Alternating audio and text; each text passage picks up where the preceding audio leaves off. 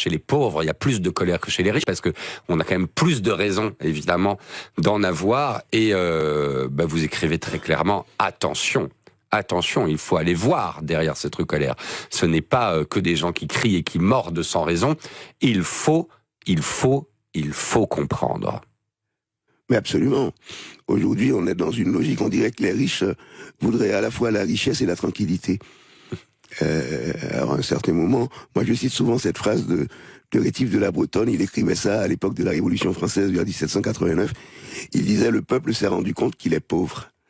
Mais aujourd'hui, les peuples se rendent compte, et c'est valable aussi en Europe, on le voit de plus en plus à côté. Regardez les gens ici. Oui, les gens se rendent compte qu'ils sont pauvres et ils disent aux riches, attention, et il n'y a pas de loi naturelle voulant que les choses soient comme elles sont aujourd'hui. Maintenant, cette colère populaire qui est à la fois collective et individuelle, elle prend des formes d'expression qui peuvent être absurdes, qui peuvent être barbares, qui peuvent ne pas amener à une transformation de la société de manière générale, mais on ne peut pas demander aux gens d'être dans la souffrance et de penser en même temps la sortie de leur souffrance.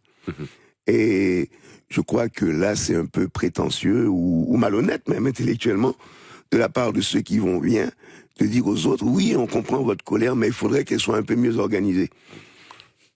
Donc on veut la richesse, la tranquillité, en plus on veut jouer les pédagogues. Il y a un moment où les pauvres, ils disent merde, quoi.